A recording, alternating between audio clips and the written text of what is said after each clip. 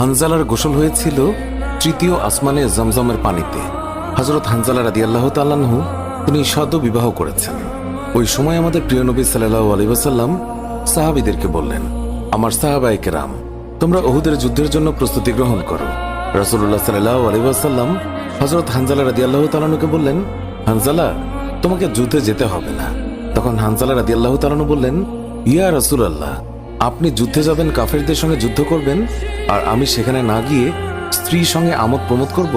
এটা আমি সহ্য করতে পারবো না, আমাকেও যুদ্ধে নিয়ে চলুন।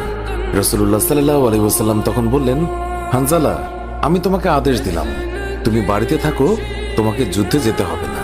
হানজালা তখন নবীর আদেশ শুনে কাঁদতে কাঁদতে বাড়ি চলে গেল। আমাদের প্রিয় নবী সাল্লাল্লাহু আলাইহি ওয়াসাল্লাম সাহাবীদেরকে নিয়ে যুদ্ধে চলে গেছেন। এদিকে সাহাবী হানজালা তার স্ত্রীর সঙ্গে রাত কাটানোর পর তার উপর গোসল ফরজ হয়ে গিয়েছে, তাই সে গোসল করতে গেছেন, পানি নিয়ে দাঁড়িয়েও গেছেন। এই সময় মদিনার গলি থেকে কেউ একজন চিৎকার করে বলছিলেন, মদিনার মুসলমানরা, তোমরা কার জন্য জীবিত থাকবে? তোমাদের প্রিয় নবীকে কাফের মুশরিকরা শহীদ করে দিয়েছে। এই কথা যেই মাত্র হানজালার কানে পৌঁছালো, তখনই তিনি পানির বালতি ফেলে দিয়ে তার স্ত্রীর কাছে গেল এবং তার স্ত্রীকে বলল, হে আমার স্ত্রী, তাড়াতাড়ি আমার তলোয়ারটা দাও।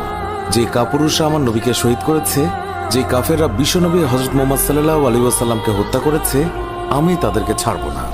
আজ হয় তারা মরবে, না হয় আমি মরব।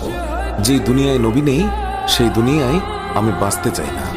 দাও, আমার তলোয়ারটা দাও। তখন হানজালার স্ত্রী বললেন, আপনি আমার নবীর হত্যাকারীকে হত্যা করতে যাচ্ছেন? যান, আমি বাধা দেব না, আমার বাধা দেওয়ার অধিকার নেই। তবে আপনি দয়া করে গোসল করে পবিত্র হয়ে যান, কেননা আপনার উপর গোসল ফরজ হয়ে গিয়েছে।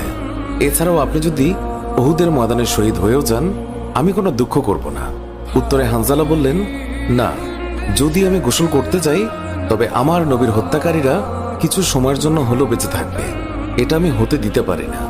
আমার যেই দুনিয়ায় আমার নবী বেঁচে নেই, ওই দুনিয়ার পানি দিয়ে আমি গোসল করতে পারি না। এই বলে তিনি তলোয়ার নিয়ে চলে গেলেন। উহুদের ময়দানে তিনি অনেক কাফেরকে হত্যা করলেন। একসময় যুদ্ধ করতে করতে তিনি শহীদ হয়ে গেলেন।